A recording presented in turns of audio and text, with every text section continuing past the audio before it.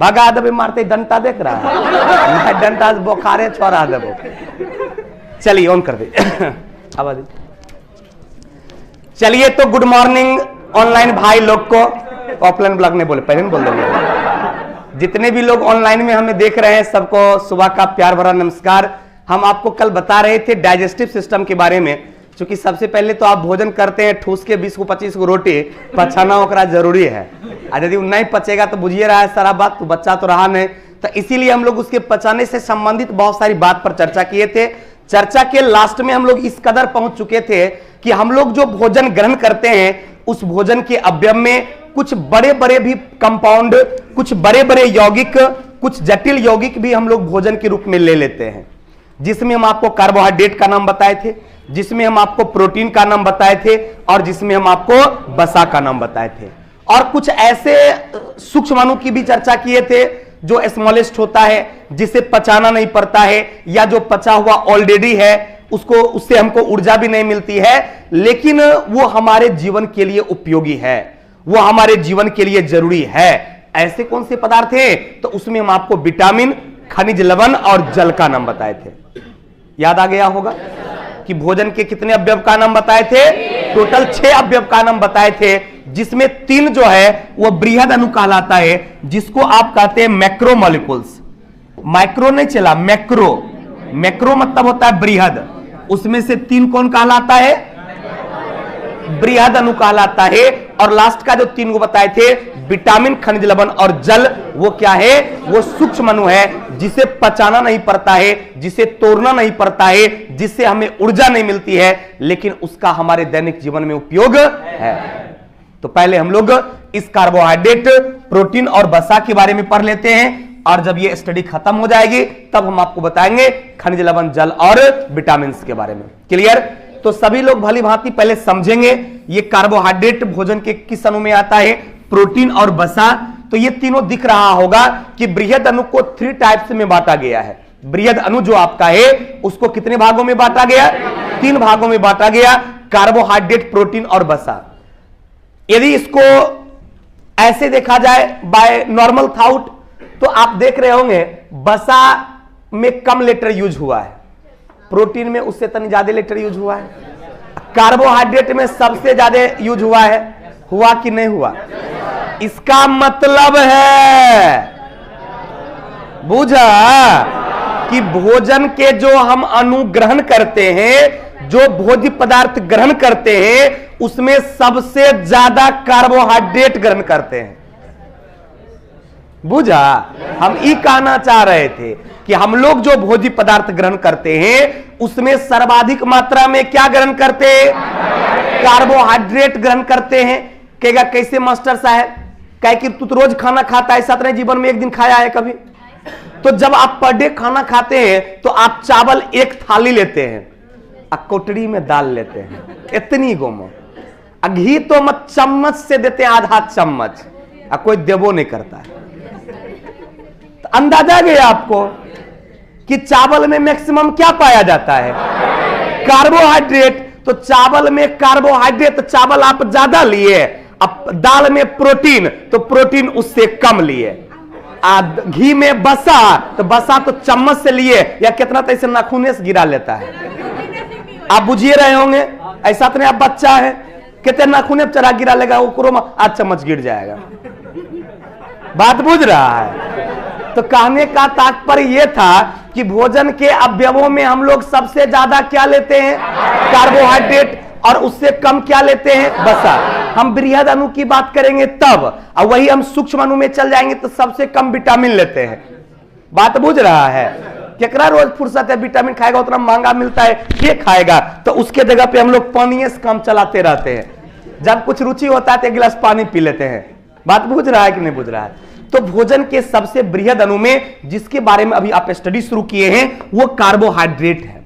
अब ये कार्बोहाइड्रेट जो है इसमें 3 एलिमेंट्स है, कार्बन, हाइड्रोजन और ऑक्सीजन।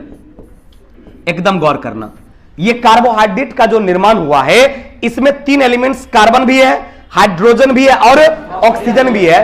तो कार्बन, हाइड्रोजन और ऑक्सीजन ये तीनों मिलकर जो कार्बोहाइड्रेट का निर्माण किया है, तो इस कार्बोहाइड्रेट में उसके कॉम्बिनेशन से संबंधित सवालें पूछी जाती है कि उसमें कार्बन, हाइड्रोजन और ऑक्सीजन का रेशियो क्या है। तो आप गौर से देखिएगा, इसमें कार्बन, हाइड्रोजन और ऑक्सीजन का रेशियो जो है, कार्बन, हाइड्रोजन और ऑक्सीजन का जो रेशियो है वो रेशियो कैसा होगा? 1:2:1। इसका मतलब कार्बन का 1 परमाणु, हाइड्रोजन का 2 परमाणु और ऑक्सीजन का 1 परमाणु। अब चूंकि ये तो उसका सिंपलेस्ट फॉर्म है, अब उसमें जितना से गुना कर दीजिएगा उस हिसाब से उसका नया नया फॉर्मूला क्रिएट हो जाएगा। थोड़ा जकरा से मन करेगा गुना कर देना, तो उससे क्या होगा कि एक नया फॉर्मूला क्रिएट हो जाएगा। यानी इसका एक फॉर्मूला यदि क्रिएट होगा तो CH2O का होल N हो जाएगा। अब सपोज करो तुम N के जगह 6 रख देगा, तो जब तुम N के जगह 6 रखेगा तो ये हो जाएगा C6H12O6। सभी लोगों का ध्यान बोर्ड पर ही है क्या? अब एग्जाम में सवाल पूछा जाएगा कि कार्बोहाइड्रेट का सामान्य सूत्र क्या होता है, तो CH2O का होल N, या कह सकते हैं CnH2nOn। अब वहां पर N के जगह 6 रख देंगे तो C6H12O6। ये किसी का सूत्र है क्या? किसका सूत्र है? ग्लूकोज का। आप बचपन से पढ़ते आ रहे होंगे कि ग्लूकोज का सूत्र होता है C6H12O6। इसका मतलब है कि ये ग्लूकोज किसके अंतर्गत आएगा? कार्बोहाइड्रेट के अंतर्गत आएगा। यानी ग्लूकोज भी एक यौगिक है जो कार्बोहाइड्रेट के अंतर्गत आता है। और कल हम साथ चर्चा भी किए थे कि जब कार्बोहाइड्रेट का पाचन होता है तो कार्बोहाइड्रेट के पाचन के बाद क्या बनता है? ग्लूकोज बनता है। कार्बोहाइड्रेट के पाचन के बाद क्या बनता है? ग्लूकोज बनता है। और इस फार्मूला पर सेट भी हो गया, तो इसका रेशियो भी ध्यान में रखना है, इसका फार्मूला भी ध्यान रखना है, और उससे कौन कौन कंपाउंड की संभावनाएं होंगी। आप N के जगह उसका मन रखेंगे, N के जगह मन रखेंगे तो ऑटोमेटिक आपको पता चल जाएगा क्या क्या संभावनाएं हो सकती है। क्लियर हो गया? ये था आपका कार्बोहाइड्रेट। ये भी आप जान भी गए कि सर्वाधिक मात्रा में हम लोग क्या ग्रहण करते हैं? कार्बोहाइड्रेट ग्रहण करते हैं। लेकिन ये कार्बोहाइड्रेट चूंकि एक प्रकार के जटिल कंपाउंड है, तो इसको 2 भागों में बांटा गया है उसके कंपाउंड के परमाणु कॉम्बिनेशन के आधार पे, जिसमें एक को सिंपल कार्बोहाइड्रेट और एक को कॉम्प्लेक्स कार्बोहाइड्रेट कहा जाता है। यानी एक सरल कार्बोहाइड्रेट और एक को जटिल कार्बोहाइड्रेट कहा जाता है। यहां तक में कोई कंफ्यूजन किसी को नहीं? तो अब हम आपको बताने जा रहे हैं कि सिंपल कार्बोहाइड्रेट क्या है और जटिल कार्बोहाइड्रेट क्या है। एकदम ध्यान से सुनिएगा और सभी लोग अपना ध्यान यहीं रखिएगा। कार्बोहाइड्रेट कितने प्रकार के? 2 प्रकार के। तो हम लोग जो पढ़ने जा रहे हैं कार्बोहाइड्रेट के बारे में, ये स्पष्ट हो गया है कि कार्बोहाइड्रेट जो है ये मुख्य रूप से 2 प्रकार का होता है। कितने प्रकार का होता है? 2 प्रकार का। तो एक को कहा जाता है सरल कार्बोहाइड्रेट, यानी सिंपल कार्बोहाइड्रेट। एक हो गया सिंपल कार्बोहाइड्रेट और दूसरे को कहा जाता है जटिल कार्बोहाइड्रेट, जिसको आप कॉम्प्लेक्स कहते हैं। दूसरा हो गया जटिल कार्बोहाइड्रेट। अब देखिए, कहिएगा सर ये सिंपल कार्बोहाइड्रेट क्या रहा होता है? तो सिंपल शब्द से बिल्कुल स्पष्ट है कि वैसा कार्बोहाइड्रेट जिसमें शर्करा का मात्र 1 अणु रहता है। शर्करा बुझ रहा है? ग्लूकोज एक कहा जाता है।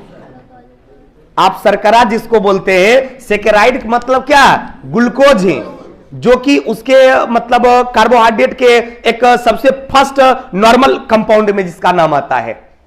वो एकदम सिंपल, जो कार्बोहाइड्रेट टूटेगा तो ग्लूकोज बनेगा, उससे नीचे नहीं होता है। उसके ऊपर फ्रुक्टोज, गैलेक्टोज, फलना चिलना दुनियादान सब होगा, लेकिन ओकरा से नीचे नहीं होगा। तो जिसमें शर्करा के 1 मॉलिक्यूल्स रहेगा उसको सिंपल कार्बोहाइड्रेट कहा जाता है।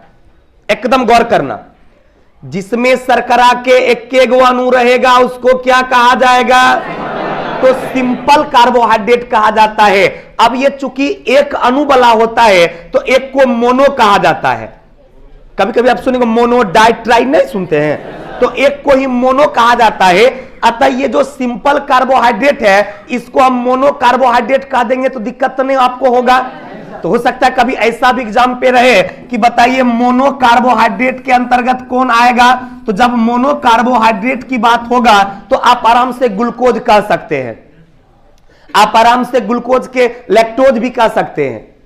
ग्लूकोज भी कह सकते हैं, फ्रुक्टोज और लैक्टोज कह सकते हैं। चूंकि वो सिंपल कार्बोहाइड्रेट है, उसमें शर्करा के एक ही अणु होते हैं, इसलिए उसका नाम क्या रख दिया गया? मोनोकार्बोहाइड्रेट। क्या नाम रख दिया गया? मोनोकार्बोहाइड्रेट या मोनोसेकेराइड भी कह सकते हैं, चूंकि शर्करा के एक ही अणु है। तो मोनोकार्बोहाइड्रेट कहिए, मोनोसेकेराइड कहिए, या उसको सरल कार्बोहाइड्रेट कहिए, या सिंपल कार्बोहाइड्रेट कहिए, एकल कार्बोहाइड्रेट कहिए, बतवा भी सेम साइज के, कहीं कोई कंफ्यूजन नहीं। अब बचा जटिल। तो जटिल शब्द से स्पष्ट है कि सिंपल वाला तो एकदम नहीं होगा, एक से ज्यादा होगा। तो वैसा कार्बोहाइड्रेट जिसमें 2 या 2 से अधिक सेकेराइड का मॉलिक्यूल्स रहेगा, अधिक मोनोसेकेराइड से ज्यादा रहेगा, तो वो क्या कहलाएगा? जटिल कार्बोहाइड्रेट। जब 2 या 2 से ज्यादा रहेगा तो क्या कहलाएगा? 2 या 2 से ज्यादा रहेगा तो क्या कहलाएगा? तब कहलाएगा जटिल कार्बोहाइड्रेट। क्या कहलाएगा? जटिल कार्बोहाइड्रेट कहलाएगा। कहिएगा जैसे सर, अब इसके बाद तनी ऊपर स्टेज का जो भी कार्बोहाइड्रेट है, जैसे कभी आपने माल्टोज का नाम सुना होगा, सभी लोग सुने हैं। सुक्रोज का नाम, स्टार्च का नाम, सेल्यूलोज का नाम नहीं भी पहले से सुना है, तभी सुन रहा है ना, बतवा बिल भी खत्म। तो ये जितना भी नाम बोले हैं, माने उससे पहले सिंपल वाला के बाद वो टोटल का टोटल किसमें आ जाएगा? कॉम्प्लेक्स कार्बोहाइड्रेट में आ जाएगा। तो इसमें माल्टोज भी बोल दिए, जो सबसे जटिल होता सेल्यूलोज भी बोल दिए। तो इसलिए क्या किया गया कि जटिल कार्बोहाइड्रेट को भी 2 भागों में बांट दिया गया। जटिल कार्बोहाइड्रेट को कितने भागों में? अब उबिएगा नहीं। सबसे पहले हम कार्बोहाइड्रेट को 2 भागों में बांटे थे, आपको पहले से याद हो चुका है। कौन कौन? सरल और जटिल। तो उसके लिए तो टेंशन आपको नहीं है, सिंपल और जटिल दोनों क्लियर है। अब जब जटिल में हम देखें कि ढेर सारा एग्जांपल आ रहा है, क्योंकि इसमें बोल दिए थे 2 या 2 से अधिक, शर्करा के 2 या 2 से अधिक की जब बात की है, तो इसलिए इसको क्या किए? 2 भागों में बांट दिए। एक को कहा जाता है डाइसेकेराइड और दूसरे को कहा जाता है पॉलीसेकेराइड। यानी हो गया डाई कार्बोहाइड्रेट, एक हो गया पॉली कार्बोहाइड्रेट। क्या गो? 2 गो। तो एगो डाई वाला और एगो क्या हो गया? पॉली वाला। एगो डाई वाला, एगो क्या हो गया? पॉली वाला। तो डाई का मतलब 2 होता है, आप सभी लोग जानते होंगे। मोनो मतलब एक, डाई मतलब 2, और पॉली मतलब बहुत। पॉलीमर नहीं पढ़ते हैं केमिस्ट्री में? बहुलक। पॉली मतलब बहुत, माने 2 से ज्यादा, जैगो 3 गो 4 गो 5 गो 6 गो जैगो हो जाए। डाई मतलब 2 और मोनो मतलब 1। तो स्पष्ट हो गया कि डाई जब ये लग गया, इसका मतलब वैसा कार्बोहाइड्रेट जिसमें शर्करा के 2 मॉलिक्यूल्स हो, जिसमें शर्करा के 2 अणु हो, उसको क्या बोलेंगे? डाइसेकेराइड बोलेंगे। और जेकरा में 2 गो से ज्यादा रहेगा उसको क्या बोलेंगे? पॉलीसेकेराइड बोलेंगे। तो कहिएगा सर डाइसेकेराइड में क्या होगा? तो जो माल्टोज बोले थे ना, लैक्टोज बोले थे, वो डाइए में आता है। लेकिन जैसे सेल्यूलोज बोल दिए, स्टार्च बोल दिए, तो वो सब किसके अंतर्गत आ जाएगा? वो आ जाएगा पॉली में, जो कि काफी एकदम जटिल से जटिल कार्बोहाइड्रेट में आता है। जटिल से जटिल कार्बोहाइड्रेट जो है वो किस में आ जाएगा? पॉली में। उससे थोड़ा जो सिंपल रहा वो आ गया डाई में, और जो सबसे सिंपल हो गया वो आ गया मोनो में। तो कार्बोहाइड्रेट क्या गो? कौन कौन? सरल और जटिल। जटिल क्या गो? कौन कौन? डाई और पॉली। डाई और कोई कंफ्यूजन किन्हीं को? चलिए, तो अभी आपको जो हम समझाए कार्बोहाइड्रेट के बारे में, आप वो सब अच्छे से समझ गए ना, कि आपको याद भी हो गया होगा, हमको जैसा लगता है। क्लियर? अब देखिए कार्बोहाइड्रेट के बारे में लिखा हुआ सबसे पहला लाइन, ये भोजन का सबसे बड़ा भाग है। और आप प्रैक्टिकली रोज करते हैं, आपको तो एकदम याद है कि ज्यादा चावल लेते हैं, ज्यादा रोटी लेते हैं, कम सब्जी लेते हैं और कम घी लगाते हैं। ऐसा नहीं कि रोटी को डुबा के घी में निकाल लेता है, या 1 कटोरा घी में 2 रोटी खाता है, ऐसा तो है नहीं। तो सबसे बड़ा भाग कौन? सबसे बड़ा भाग। अब देखिए कार्बोहाइड्रेट में 3 बोले थे, कार्बन, ऑक्सीजन, हाइड्रोजन, या इसको सीक्वेंस ऐसे कर दीजिए ना, कार्बन, हाइड्रोजन तब ऑक्सीजन, नहीं अच्छा लगेगा? पहले कार्बन तब हाइड्रोजन और बाद ऑक्सीजन, ताकि कॉम्बिनेशन फार्मूला में भी इसी तरह से आ जाएगा। तब हो जाएगा 1:2:1, 1:2:1। यानी इसमें फार्मूला भी देख सकते हैं, CH2O का N बताए थे ना, ये सामान्य सूत्र किसका? कार्बोहाइड्रेट का। अब एन का मतलब नंबर ऑफ मॉलिक्यूल्स। अब एन के जगह जे मन करता है रख दीजिए, अपने आप फॉर्मूला तैयार होते चला जाएगा। जैसे यहां 6 हम रखे थे तो C6H12O6 हो गया था और वो ग्लूकोज का फॉर्मूला भी था, तो इसका सामान्य सूत्र भी लिखा हुआ है, आराम से आपको याद हो जाएगा।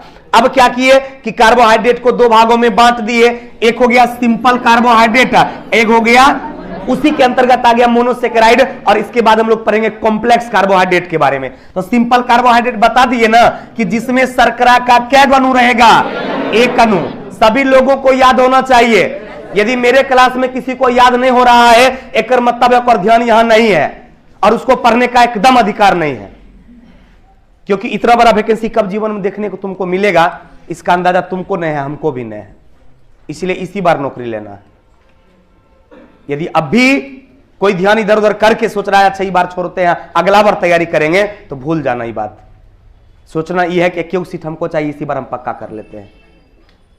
कोई वैकेंसी का ठिकाना है हो कहिया की सीईटी करेगा कि बीईटी करेगा, की करेगा नहीं करेगा। तो इसीलिए एकदम 100% ध्यान यही होना चाहिए। माथा से दुनिया के सब टेंशन को हटा देना है, और जो चैप्टर पढ़ाते हैं उसको पढ़ के घर से आना है। इसमें बहुत कम ऐसे लोग होंगे जो आज पढ़ाएंगे डाइजेस्टिव सिस्टम तो पढ़ के आया होगा, बहुत कम ऐसे लोग होंगे, जबकि एकदम पढ़ के आना चाहिए। तब क्या होगा कि सट सट सट सट घुसते चला जाएगा। नहीं तो 7 बजे तू चल आता है, हम 15 तक आते हैं, तब तक तू एक बार पढ़ भी तो सकता है। कोई नहीं पढ़ता, गप मारते रहेगा, जनता है इसे, जनता है इसे, जानती है इसे, जानती है इसे, चट्टा कहीं मार वो इतना मार के अच्छे को पढ़ता है, गप करते रहता है। एकदम गलत बात है। हम कल एंट्री मारे तो हमको ऐसा लगे कि यहां कोई नहीं है, उस तरह से पढ़ना है, एकदम अपन अपन मतलब। क्या पड़ोसिया चाहबे करेगा तोहर नहीं हो तब नो कर होगा, बात बुझ रहा है। इसीलिए जो नहीं पढ़ने वाला तोरा गप में फंसेबे करेगा। इसलिए तुमको अपना पढ़ते रहना है। मेरे आने से पहले 2 पेज रीडिंग दे देना, 2 पेज से ज्यादा पढ़ा पाएंगे तो लग रहा है तो तोहर घर वाला काम तो यहां भी हो सकता है, नहीं हो सकता है। ये काम कल करेगा तुम लोग। हम आएंगे तो हमको पता चल जाएगा तू लोग पढ़ रहा है, क्या हम आएंगे पहले वहां देख लेंगे तू लोग पढ़ता है कि नहीं पढ़ता है। अब पीछे से मार लिए आएंगे जो नहीं पढ़ेगा। तुम भी तनी प्रिंस ध्यान देते रहना, तो जे नहीं पढ़ेगा खाली ओकर चेहरा नोट करते रहना, आंखें तक रखना, दिल तक नहीं पहुंचाना, आंखें तक रखना उसको। क्लियर? चलो, तो सिंपल कार्बोहाइड्रेट में क्या बताए, एक अणु रहेगा, एक अणु रहेगा, इसलिए इसका नाम क्या बोल दिए थे, याद हो गया।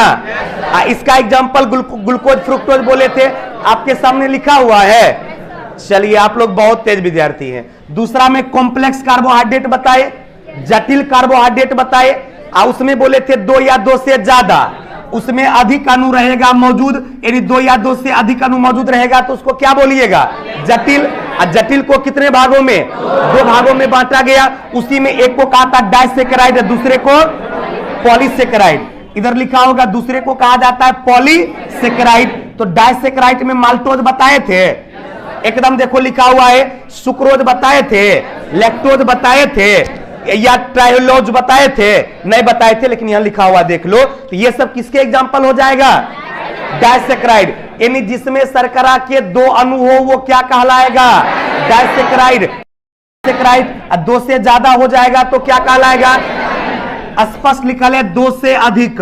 तो जब 2 से अधिक की बात होगी तो क्या कहलाएगा, पॉलीसेकेराइड। जैसे एग्जांपल में देखो स्टार्च लिखा हुआ है, एकदम काफी जटिल कार्बोहाइड्रेट में स्टार्च आता है। देखिए यहां पर लिखा हुआ है ग्लाइकोजेन, आपने कभी पढ़ा होगा, या आगे हम लीवर में आपको पढ़ाएंगे कि जैसे कार्बोहाइड्रेट टूटकर ग्लूकोज में कन्वर्ट होता है ना, तो वो ग्लूकोज से आपको ऊर्जा मिलती है, लेकिन उसी ग्लूकोज का कुछ पार्ट्स जो है वो आपके लीवर में चला जाता है, और लीवर उस ग्लूकोज को क्या करता है, ग्लाइकोजेन में कन्वर्ट करके अपने पास संचित रखता है। कहेगा काहे सर संचित रहता है, तो कभी कभी ऐसा भी होता है जब खाना नहीं खाते हैं, आज मंगलवारी है, कभी सोमवारी है, कभी बुधवारी है, बृहस्पतिवारी है, रविवारी है, शुक्रवारी है, तो जब कोनो बारी की बात आएगी तो उस दिन खाना तो आप नहीं खाइएगा, लेकिन काम तो करना है। तो उस दिन जो आपको ऊर्जा मिलता है वही लीवर में जो ग्लाइकोजेन है, या वसा में जो ग्लाइकोजेन स्टोर है, वही ग्लाइकोजेन आपको क्या करता है, ऊर्जा प्रदान करता है। और जिस दिन खाना आप नहीं खाते, आपकी फास्टिंग होती है, उस दिन भी आप काम को कर पाते हैं। नहीं तो पता चलता कि ग्लाइकोजन यदि नहीं होता तो आज सोमवारी है तो आज क्लासे नहीं जाएंगे, कहीं ऊर्जा नहीं मिल रहा है। आज मंगलवारी है तो आज बैंक का छुट्टी, आज बुधवारी है तो आज ट्रेन नहीं चलेगा, ऐसा नहीं होने लगता।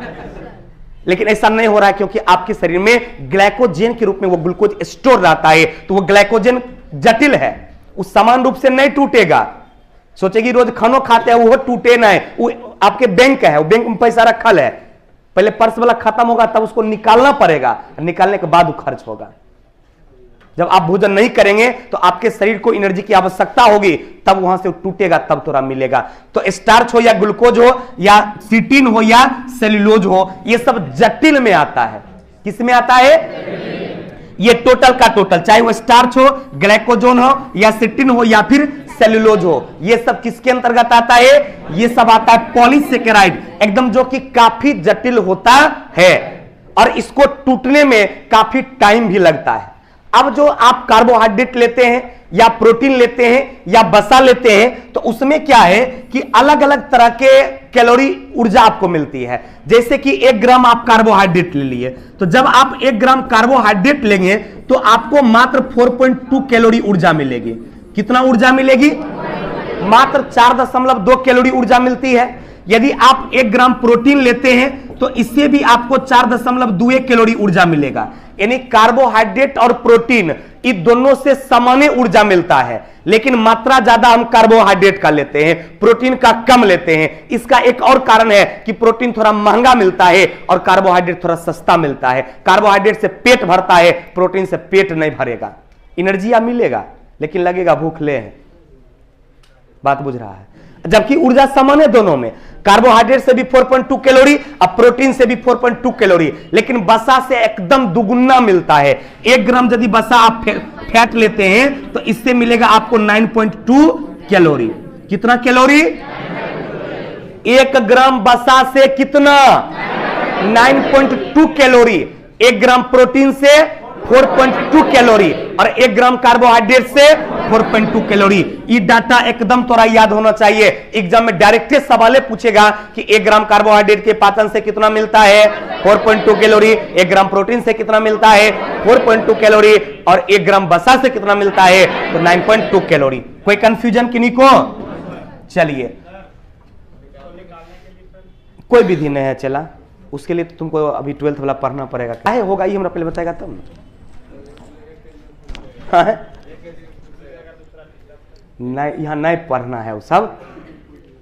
बायोलॉजी में जो अभी तुम पढ़ रहा है ना, ये 2 साल का कोर्स है। क्या साल का? 2 साल। क्या महीना में खत्म करना है? बतवा बुझ गया होगा? नहीं ना, कम खत्म होगा।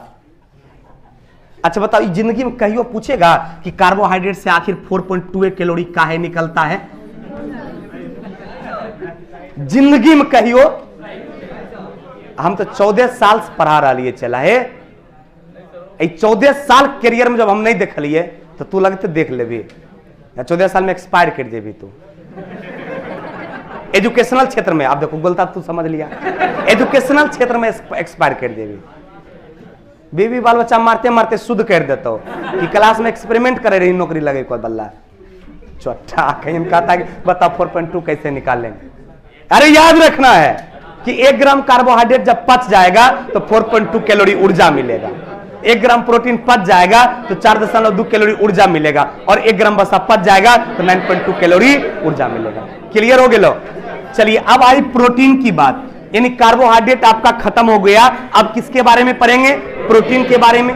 तो प्रोटीन के बारे में भी आप समझ रहे हैं, हमको ऊर्जा देता है। ये तो पहले से माइंडसेट है कि चाहे कार्बोहाइड्रेट हो या प्रोटीन हो या वसा हो, कार्बोहाइड्रेट भी ऊर्जा देगी, प्रोटीन भी ऊर्जा देगी और वसा भी ऊर्जा देगी। सबका काम एक है, ऊर्जा देना, और सब हमारे बॉडी का अप्रत्यक्ष स्रोत ही है। लेकिन ये प्रोटीन अलग चीजों से मिलकर बना होता है। जैसे कार्बोहाइड्रेट में बोले कि उसमें कार्बन रहेगा, हाइड्रोजन रहेगा, ऑक्सीजन रहेगा, उसी तरह से आपका जो ये प्रोटीन है, इस प्रोटीन में एमिनो एसिड रहता है। यानी कई प्रकार के एमिनो एसिड आपस में मिलकर किसका निर्माण करता है? प्रोटीन का। कई तरह के एमिनो एसिड मिलकर किसका निर्माण करता है? प्रोटीन का। जैसे कार्बोहाइड्रेट में कार्बन, हाइड्रोजन, ऑक्सीजन था, तो यहां कई तरह के एमिनो एसिड रहेगा, जिसमें से 20 एमिनो एसिड ज्यादा महत्व रखता है, जो आपके बॉडी में प्रोटीन का निर्माण करता है। वो पाया कहां जाता है? तो राइबोसोम में पाया जाता है। जैसा कि हम आपको सेल में पढ़ा भी चुके हैं कि आपके बॉडी में प्रोटीन का निर्माण कौन करता है? तो राइबोसोम करता है।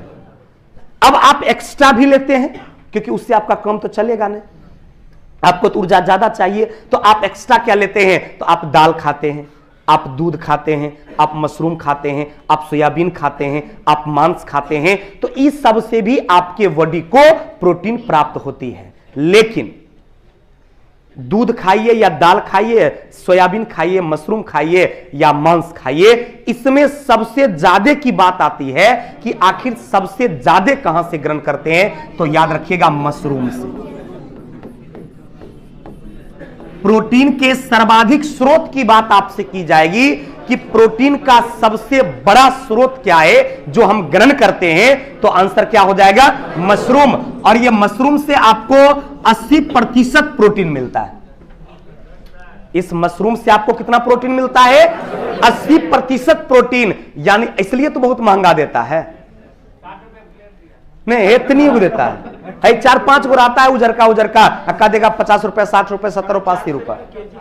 नहीं, प्रोटीन सबसे ज्यादा किस में मिलेगा? कितना %? और हमको लगता है कि आप सभी लोग बचपन से पढ़ते आ रहे होंगे सोयाबीन। गलत बोले? और अभी भी दिमाग में सेटे है बहुत का, क्या कुछ बुदबुदा रहा था अंदर से, हम जानते हैं ना। हाँ, बहुत लोग जो है ना एकदम बुदबुदा रहा अंदर से कि पढ़ लियो सोयाबीन मास्टर कर लो, मशरूमी की कर चला। हम तो बुझे छिए, तोरा दिल के बात हम बुझे छिए, तोरा दिल में की चले हो तो सब हम बुझे छिए। नहीं, डिपेंड करता है कि ऑप्शन में की है। जैसे अब ऑप्शन में दूध देता, अगर हम 20% पाया जाता है, मांस में 25% पाया जाता है, जनरल दाल में 45% पाया जाता है, लेकिन उसमें से सोयाबीन में 50% पाया जाता है। 46% 50 माने लिखल है 46 होता है नहीं, 46 से 47 एवरेज 50% यानी 50% सोयाबीन में पाया जाता है। तो ऑप्शन के अकॉर्डिंग आंसर क्या? सोयाबीन। जो ऑप्शन में दिया था इसके अकॉर्डिंग आंसर देखेंगे तो क्या होगा? सोयाबीन। लेकिन जब मशरूम रहेगा तो आंसर क्या होगा? मशरूम। इसके अकॉर्डिंग देखेंगे तो सोयाबीन था, लेकिन जब मशरूम आंसर में रहेगा तो क्या होगा? मशरूम। चूंकि बायोलॉजी तुम 10वां में कभी पढ़ा नहीं, इंटर में पढ़वे नहीं किया, इस 7वां 8वां में पढ़ते थे, सर जी याद करा दिए थे कि सोयाबीन में ज्यादा प्रोटीन पाया जाता है। कोई नहीं कहेगा हम इंटर में ही बात पढ़े थे, ये 7वां 8वां में पढ़ लिए थे, तो तब से दिमाग में सेट है। लेकिन उस सेट को हटा देना है कि अकॉर्डिंग टू ऑप्शन आंसर होगा सोयाबीन, लेकिन सर्वाधिक पाया किसमें जाता है? मशरूम। किसमें पाया जाता है? मशरूम में पाया जाता है। यह प्रोटीन का भी जो पाचन होता है, इसमें भी बता दिए कि 1 ग्राम यदि प्रोटीन भी पचेगा तो आपको 4.2 कैलोरी ऊर्जा मिलेगा। इसके स्रोत में एमिनो एसिड भी आता है, एमिनो एसिड से मिलकर प्रोटीन का निर्माण होता है, या कहिए प्रोटीन जब टूटता है तो एमिनो एसिड में कन्वर्ट होता है। ये बात लगता है हम पहले भी बता चुके हैं कि कार्बोहाइड्रेट टूटेगा तो ग्लूकोज, अब प्रोटीन टूटेगा तो एमिनो एसिड, अब वसा टूटेगा तो फैटी एसिड। तो क्लियर हो गया कि जब प्रोटीन का पाचन होगा तो किसमें कन्वर्ट हो जाएगा? अब सवाल यह है कि सर प्रोटीन तो ऊर्जा देती है, कार्बोहाइड्रेट ऊर्जा देती है, लेकिन प्रोटीन का उसके अलावा और सबसे बड़ा काम क्या है? तो आपके बॉडी का जो ग्रोथ होता है, आपका शारीरिक विकास जो होता है, उसमें सबसे ज्यादा योगदान किसका है? प्रोटीन का। शरीर वृद्धि में ऊर्जा के साथ साथ, ऊर्जा तो देवे करेगा, लेकिन शरीर वृद्धि में ऊर्जा के साथ साथ ज्यादा योगदान किसका? प्रोटीन का। यानी आपके शरीर के ग्रोथ में भी प्रोटीन का अहम योगदान होता है। क्योंकि देखते होंगे अपने समाज में कुछ ऐसे बच्चे को आपने देखा होगा जिसके बॉडी में प्रोटीन की कमी होती है और आपको दिखता है शरीर एकदम दुबला पतला, अब पेट एकदम निकला हुआ। ऐसा बच्चा जरूर आपने देखा होगा। एकागो ऐसा देखिएगा कि पेट लगेगा पीठ में सट्टल है, एकदम दुबला, हड्डी गुड्डी होकर नजर आ रहा है। वह बच्चे बीमार हैं, वह बच्चा कुपोषित है, उसके बॉडी में प्रोटीन की कमी है। वह बच्चे को अपनी मां का दूध नहीं मिला है, क्योंकि उस एज में तो बच्चा को ज्यादा एनर्जी चाहिए ना। समझ में आ रही है? तो वो जो बीमारी जिसको आप क्वाशियोरकर और मरासमस कहते हैं, वह किसकी कमी से होती है? प्रोटीन की कमी से। और कई बार एग्जाम में यह पूछा गया सवाल है कि बच्चों में प्रोटीन की कमी से निम्नलिखित में से होता है, तो क्वाशियोरकर या मरासमस दोनों में से कोई एक दे, और दोनों देगा तो A B and B both होगा। तो प्रोटीन की कमी से क्या बीमारी? कौन कौन? क्वाशियोरकर और मरासमस, क्वासियोरकर और मरासमस बच्चे में प्रोटीन की कमी से होता है। आप कहेगा बरका में प्रोटीन की कमी हो जाएगा तो क्या होगा? वो कंडीशन नहीं आएगा, दुबला हो जाएगा, लेकिन वो कंडीशन नहीं आएगा जो हड्डी गुड्डी दिखने लगेगा। काहे कि बरका जब तनी भी प्रोटीन का अभाव मिलेगा तो ज्यादा मात्रा में भोजन करना शुरू कर देगा, अपने बॉडी पर पूरा ध्यान देगा। बचवा के बुझने नहीं आता है, हम की करें? वो तो बच्चा का अपनी मां का दूध पिएगा, अब मन करेगा तो नहीं हो पिएगा, मन करेगा तो क्या कहते हैं कुछ खाएगा, मन करेगा तो नहीं हो खाएगा, कहेगा हमरा अच्छे नहीं लगे छे। बिस्कुट खाएगा, चॉकलेट खाएगा, दांत सब गला लेगा और शरीर गले रहेगा। बच्चा में जो आदत होता है, तो आप लोग इस बात पर एकदम ध्यान दीजिएगा प्रॉपर कि बच्चा को ज्यादा टॉफी नहीं खिलाना है, बिस्कुट नहीं खिलाना है। खाली बायोलॉजी इसलिए थोड़ी पराग पास करेंगे, इसलिए भी पराग जीवन कैसे बढ़िया से काटेंगे। बात हाँ घर परिवार चलाना, सही कहा, घर परिवार तो चलाना है। क्लियर हुआ रे? चलो इधर ध्यान दो, ये प्रोटीन जो है इस भोजन में प्रोटीन पचने के बाद किसमें कन्वर्ट होता है? एमिनो एसिड का। प्रोटीन का खोज किसने किया था? बर्जीलियस ने कब किया? 1838 में। कितने प्रकार के एमिनो एसिड? 20। नहीं लिखा है, लेकिन ध्यान रखिएगा कि मुख्य रूप से 20 प्रकार का एमिनो एसिड जो है आपकी बॉडी के लिए क्या होता है? जरूरी। यानी आपके प्रोटीन का निर्माण किससे होता है? किससे होता है? कुल मिलाकर कितना एमिनो एसिड लिख ले आई? कितना एमिनो एसिड कम से कम चाहिए आपको? 20 प्रकार के। उसके बाद प्रोटीन का काम क्या है?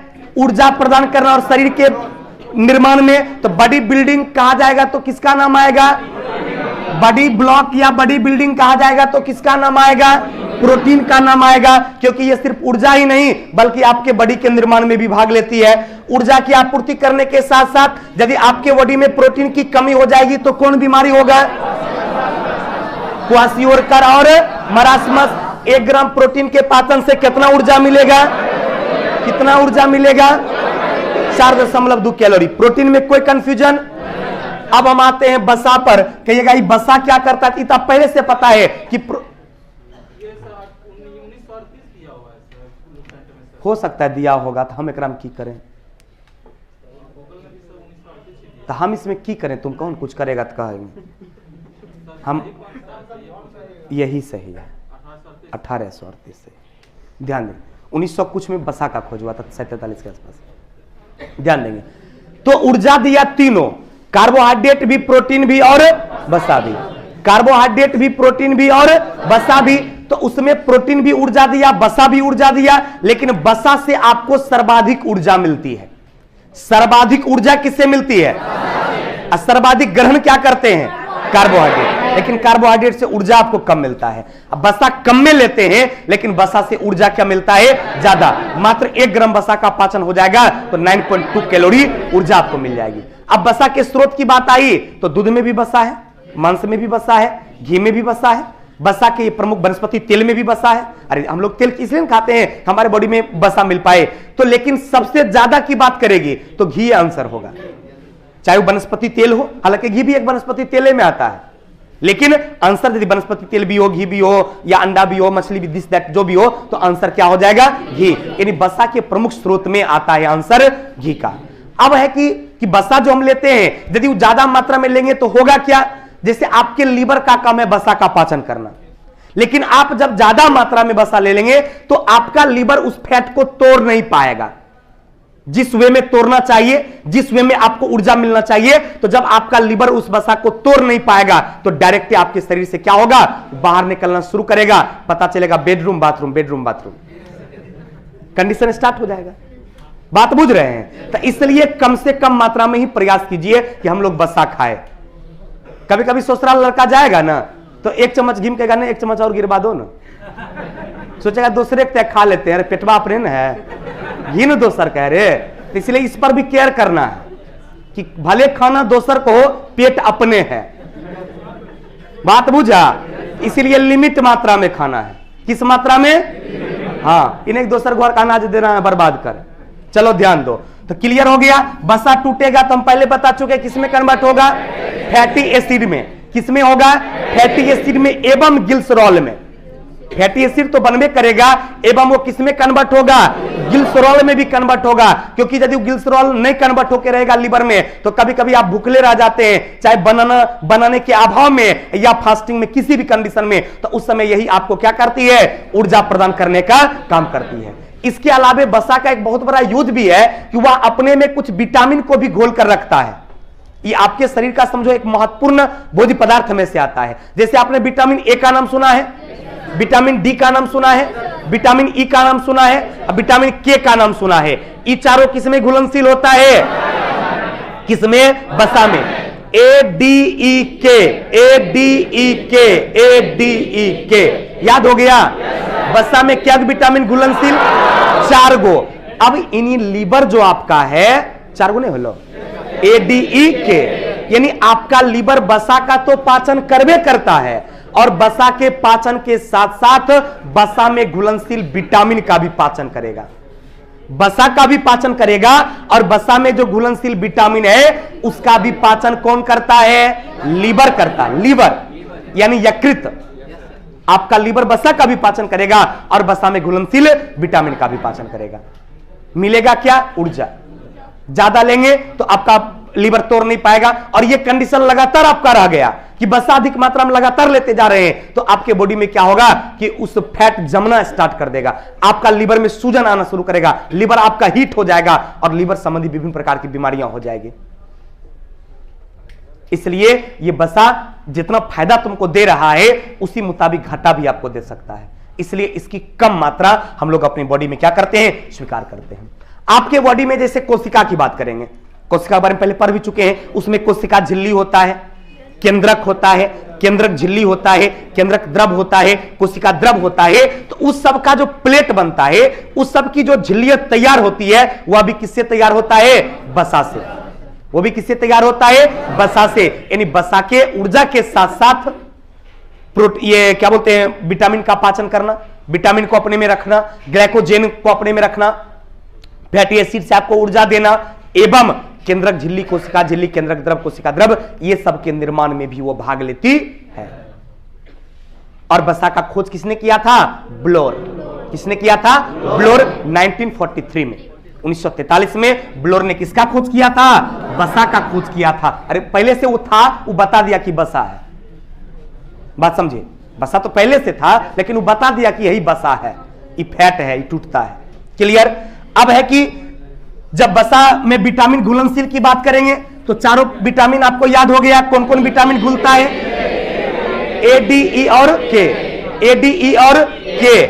वसा के लिए ऊर्जा का मान सबसे ज्यादा, क्योंकि वसा जितना 1 ग्राम वसा टूटेगा तो 9.2 कैलोरी ऊर्जा, जबकि इतने कार्बोहाइड्रेट टूटने से आधा मिलता मात्र 4.2 कैलोरी। इतने प्रोटीन टूटेगा तो आधा मिलेगा मात्र 4.2 कैलोरी। इसके स्रोत आप जान ही रहे हैं। चलिए अब ये कहे कुपोषण, कहेगा सर ये कुपोषण क्या होता है, तो कुपोषण में दोनों चीज आता है। अभी तक जो आपका माइंड सेटअप है उसमें समझते होंगे कुपोषण का मतलब जो दुबला पतला है, अभी तक जो आपको लग रहा है, लेकिन ऐसा नहीं है।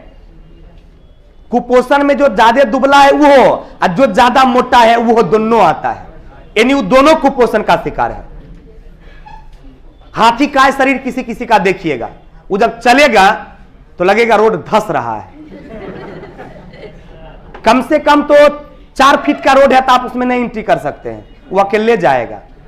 8 फीट वाला में एक आध साइकिल क्रॉस करेगा, 4 व्हीलर तो रोकना पड़ जाएगा। वो भी कुपोषण का शिकार है। तो इसलिए कुपोषण को 2 भाग में बांट दिया गया कि जब अति पोषण होगा तो बहुत मोटापा आएगा, न्यून पोषण होगा तो एकदम दुबला पतला, जोर से हवा चलेगा तो उड़ जाएगा। तो कुपोषण के प्रकार के, एक न्यून पोषण, एगो अति पोषण। यानी दुबला बहुत है, अब नॉर्मल दुबला नहीं, जैसे ये सब है तो ये सब नॉर्मल दुबला है, इन्हें कहेगा सब कुपोषण का शिकार है। हाँ ये बात ध्यान में रखना है, ये सब कुपोषण का शिकार नहीं है, ये सब जीरो फिगर वाली गर्ल्स है। हाँ। ये स्टाइल चला पता दुबला पतला रहना, आप लोग अभी बहुत पीछे हैं सब लाइन में, पढ़िए मन से, पीछे ही रहिए, कुछ दिनों के बाद समझ में आएगा। एगो अभी नया स्टाइल चल, लड़की लोग 1 रोटी खाती है 2 गो, कह के 0 फिगर मेरा रहेगा, हम बहुत दुबले पतले रहेंगे। है खाना पर यहाँ पर ध्यान दो, मारेंगे खाने पीने कम गाइड पड़ेगी कैसे, इधर गौर करना है। तो एगो न्यून पोषण आ एगो अति पोषण। बहुत कम में न्यून पोषण, एकदम दुबला पतला, आ खूब ज्यादा ये लेगा तो क्या हो जाएगा?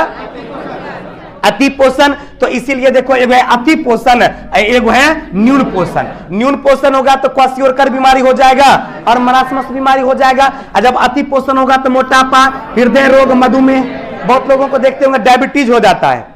बहुत लोग कहेगा कि हमारा हार्ट बीट हमारा आते रहता है, बहुत लोग कहता है कि नहीं हार्ट अटैक आते रहता है, बहुत लोग कहेगा बीपी बढ़ गया, बहुत लोग कहेगा बीपी लो हो गया। वो सब कम कंडीशन में होता है, सब कुपोषण का शिकार है। चला यानी वो ज्यादा एनर्जी लेता है और खर्च वो कम करता है। उसको कह दीजिए पैदल चलना हो के जाएगा, छोड़ो पानो खाने जाएगा चौक पर तो बाइक से जाता है। बुरबा कहते हैं जाओ ना तंदर पैदलो चल ना रे। हम लोग यहाँ बिकना पारी पैदले चल जाते हैं, घूमने का मन करता है। अजय अति पोषण में रहेगा वो की कहेगा हाँ बुलेटे चलते हैं कि पानी खाना है तो बताओ। यानी 5 रुपया 10 रुपया पान खाएगा, 20 रुपया का तेल डाल देगा। पॉल्यूशन भी हो रही है, प्रदूषण भी हो रहा है, शरीर भी उसका अति पोषण में जा रहा है। तो इस सब बात पर केयर करना है। पढ़ने का उद्देश्य सिर्फ नौकरी लेना नहीं है, लाइफ भी बनाना है। बात समझ रहा है? अब पूरा ध्यान देना है, न न्यून पोषण होना है न अति पोषण, क्योंकि कंडीशन दोनों में बीमारी का है। एक में हार्ट बीट, डायबिटीज वैसा बीमारी है जो ले दे साफे कर देता है आदमी को। ये जो बीमारी है ये जब तक ऊपर नहीं जाएगा तब तक छूटेगा नहीं। तो इसलिए ये सब बीमारी इससे संबंधित हो गई। अब बच्चा तो उसके लिए सर क्या करें? तो बैलेंस डाइट लीजिए। यदि आपको अति पोषण और न्यून पोषण का शिकार नहीं होनी है तो आपको संतुलित आहार लेना पड़ेगा। कहेगा सर संतुलित आहार में क्या लेंगे? तो संतुलित आहार में आता है मिश्रित भोजन। कोई एक भोजन संतुलित आहार की श्रेणी में नहीं आता है। जैसे मान लीजिए आप कहिएगा सर हम दूध रोटी खाते हैं, तो दूध में कुछ विटामिन मिलेगी, प्रोटीन भी मिलेगी, उसके बाद रोटी में आपको कार्बोहाइड्रेट मिलेगा। लेकिन इससे क्या आपका काम चलेगा? आपको खनिज लवण भी तो चाहिए, आपको जल भी तो चाहिए, आपको और विटामिन भी चाहिए, क्योंकि विटामिन 2 विटामिन से काम तो आपका नहीं चल जाएगा। क्योंकि जल जो है उसमें 2 विटामिन घुलनशील रहती है जो घुलेगा, एक विटामिन बी और विटामिन सी। तो आपके जो दूध हैं उसमें विटामिन बी मिलेगा, विटामिन सी मिलेगा, बाद बाकी और तो तुमको चाहिए। खाली केला खाएगा तो विटामिन बी ए मिलेगा, खाली गाजर खाएगा तो विटामिन ए मिलेगा। लेकिन तोरा तो सब कुछ न चाहिए। तो कोई एक अनाज सब कुछ हो सकता है? नहीं, क्योंकि ये क्वेश्चन एग्जाम में पूछा गया है कि संतुलित आहार की श्रेणी में आता है। ऑप्शन में दूध भी रहेगा, मांस भी रहेगा, दाल भी रहेगा और मिश्रित भोजन भी रहेगा। आंसर क्या होगा? मिश्रित भोजन। क्योंकि कार्बोहाइड्रेट, प्रोटीन, वसा, विटामिन, खनिज लवण और जल आपको सब कुछ चाहिए। अतः संतुलित आहार की श्रेणी में इस सब कुछ आता है। इन आपको सब कुछ खाना है। इन्हें हमें इन खेबे, हमें उन खेबे, हमें इन खेबे से नहीं। बात बुझ रहा है? सब कुछ खाना है, तब वो संतुलित आहार की श्रेणी में आप आ पाएंगे। तब आप ना तो अति पोषण का शिकार होंगे और ना ही न्यून पोषण का शिकार होंगे। तो बैलेंस डाइट समझ में आ गई, संतुलित भोजन समझ गए कि भोजन के वे सभी अवयव जो हमारे बॉडी को जरूरी है उसकी आपूर्ति जिस भोजन से मिलेगा वही संतुलित आहार की श्रेणी में आएगा। अतः कोई एक भोजन संतुलित आहार कभी नहीं हो सकता है। संतुलित आहार की श्रेणी में क्या आएगा? मिश्रित भोजन। क्या आएगा? मिश्रित भोजन। ये बात नहीं लिखा है, लिख लो। संतुलित आहार में आता है मिश्रित भोजन। संतुलित आहार की श्रेणी में कौन आता है? सभी लोग लिख लेंगे। संतुलित आहार की श्रेणी में मिश्रित भोजन आता है। कौन आता है? मिश्रित भोजन आता है। क्लियर हो गया? चलिए तो आज की सेवा यहीं तक, फिर अगले क्लास में आपसे मुलाकात होगी तो हम आपको सूक्ष्म अणु के बारे में पढ़ाएंगे। Thank you very much.